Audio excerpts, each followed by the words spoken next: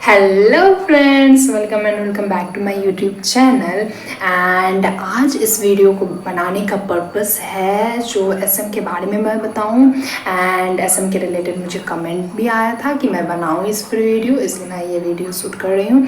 And मैं कैसे prepare की थी ये भी बताऊँगी, एंड मेरी क्या गलतियाँ थी एंड आप लोगों को क्या उसमें सुधार करना है ये भी बताऊँगी, क्योंकि मेरे एसएम में बहुत सारी गलतियाँ हैं, वो मैं बताते हुए चलूँगी।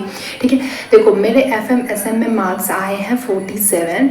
एंड इस 47 का अगर 90% बिलोंग करेगा ना, मैं तो नहीं जानती हूँ अपना पेपर, मैंने अभी अपना आंसर शीट नहीं देखा है तो कहाँ से नंबर आया ये तो मैं बता नहीं सकती, बट मैं बोलती हूँ ना मेरे 90% जो इस 47 मार्क्स का जो 90% निकलेगा ना वो मेरे एफएम के ही होंगे, क्योंकि मैं एफएम में मेरा पेपर जो है ना, मैं एफएम पलटाई थी। मैं एफएम में बहुत ज़्यादा मेहनत की थी, पूरा रेगुलर लेक्चर देखा था एंड बहुत ही डीपली जाकर के इतने लंबे लंबे क्वेश्चंस मैंने अटेंड किए थे जितने लंबे एग्जाम में दूर दूर तक आए भी नहीं उतने बड़े बड़े क्वेश्चंस।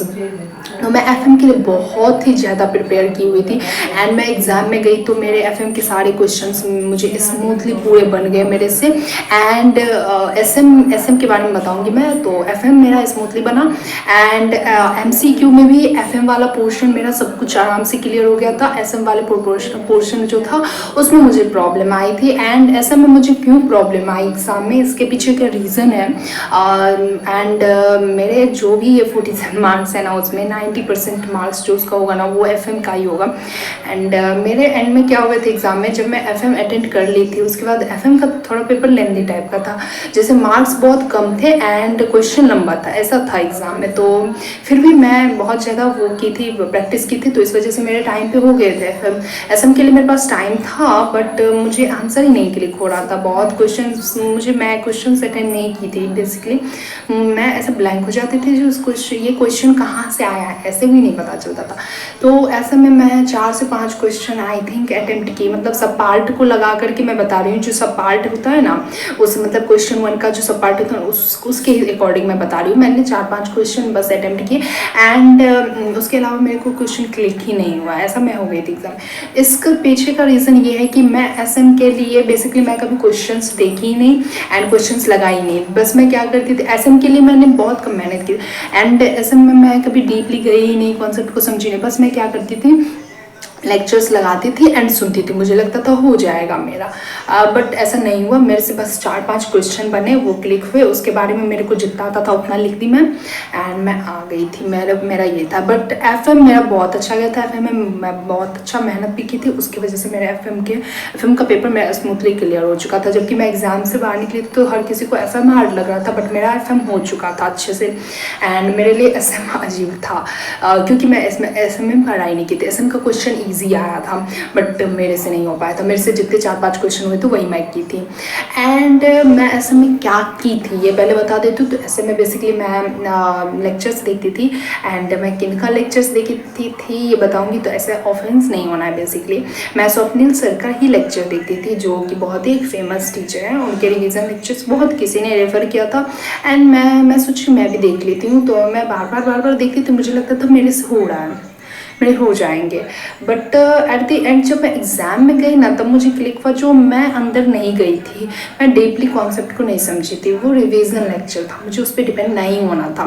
एंड मेरे को ओवर याद था पूरा ओवरव्यू, बट अंदर के कंटेंट के बारे में मुझे नॉलेज उतनी थी नहीं। बट एक चैप्टर था जो चैप्टर 4 था, आई थिंक वो मेरे अच्छे से थे क्लिक।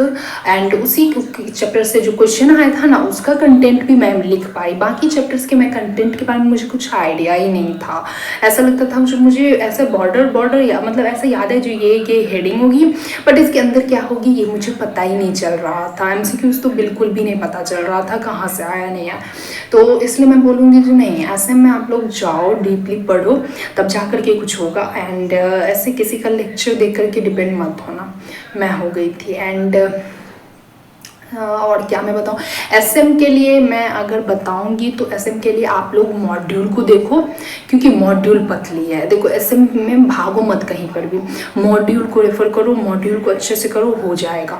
एंड मैं यही की थी, जो मुझे ये देखना चाहिए जो मॉड्यूल, जब एक ही मॉड्यूल है एसएम का तो इधर उधर क्यों भागना भाई, उसे एक मॉड्यूल पे ही अगर टिक जाए तो हो जाएगा ना। कोई ऐसा तो नहीं है बहुत सारी बुक्स है, जैसे ऑडिट में क्या है ना, ऑडिट में मोटे मोटे 2 बुक हैं, बहुत सारे कॉन्सेप्ट्स है, तो थोड़ा वो हो जाता है। बट एसएम का तो पतला सा बुक है, अगर करना चाहे तो कर ले। हाँ, अगर आप लोग स्वप्निल सर का लेक्चर देखते हो तो ये बेस्ट है, वो जो रिवीजन लेक्चर है वो बेस्ट है, बट वो आपको डीपली नहीं बताएगा ना, तो डीपली के लिए आपको खुद मेहनत करनी पड़ेगी। तो अगर आपका एफएम में उतना अच्छा नहीं है तो आप लोग एसएम में मेहनत करो अच्छे से। मेरा क्या था, मेरा एफएम बहुत ही अच्छा था एंड मैं रेगुलर लेक्चर की थी, बहुत ही ज़्यादा लंबा, मेरा मतलब 100 आवर्स से ज़्यादा का वो था रेगुलर क्लास, एंड वो मैं अटेंड की थी एंड बहुत ही लंबे लंबे क्लासेस लगाए थे मैं, एंड बहुत ही लंबे लंबे क्वेश्चंस करवाए थे। मैं एक सर का ली थी, वो मैं एफएम वाले वीडियो में बता दूंगी मैं एफएम के लिए क्या की थी। बेस्ट टीचर, बहुत ही बेस्ट टीचर था एंड फ्री था, वो रेगुलर लेक्चर फ्री था, मैं बताऊंगी नेक्स्ट वीडियो में एफएम के लिए। एंड एसएम के लिए बस इतना ही, क्योंकि मैं कुछ की ही नहीं तो मैं बताऊंगी। मैं एसएम में देखो मैं बताऊंगी जो मॉड्यूल पे स्टिक रहो एंड मॉड्यूल को आप लोग डीपली जाओ, क्योंकि एसएम में डीपली जाना बहुत ही ज़रूरी है। ऐसे ही किसी भी लेक्चर पे डिपेंड मत हुआ करो, क्योंकि एसएम के लिए हर कोई एसएम को इग्नोर कर देता है।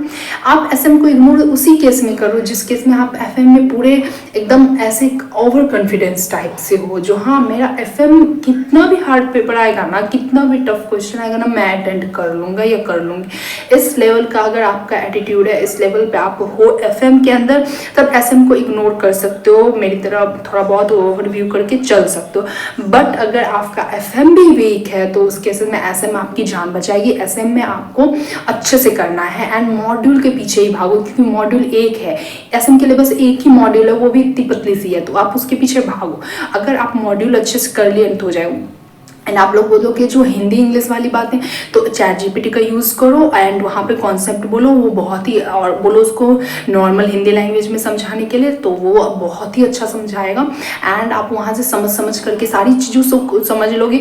फिर एसएम में लिखने का तो आप मेन कीवर्ड्स जो होंगे वो आप लिख देना इंग्लिश में, एंड जो बाकी सेंटेंस होंगे आप वो खुद फ्रेम कर लोगे, क्योंकि वो समझा देगा आपको। चैट जीपीटी पे देना कोई भी कॉन्सेप्ट वो अच्छे समझाएगा। फोटो क्लिक करना, मॉड्यूल का ही क्लिक करना एंड सेंड करना, उसका ही मतलब समझ में आएगा। एंड नोट्स बनाना चाहो तो वहीं से भी हिंदी में वो पूरा एकदम उसका शॉर्ट नोट्स भी देता है, वो बोलोगे जो उसको नोट्स दें तो वो भी बना के दे देता है। इसलिए चैट जीपीटी का यूज़ करो, क्योंकि मेरे लिए बहुत काम आया था चैट जीपीटी का यूज़ करना, क्योंकि बहुत ही अच्छा समझाता है। तो बहुत ही, इससे टीचर से ज़्यादा मुझे समझ में आता था वहाँ पे।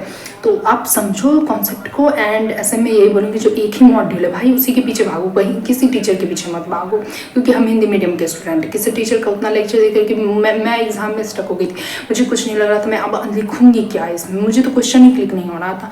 क्वेश्चंस भी देखा करो, क्योंकि क्वेश्चंस देखना इंपॉर्टेंट है।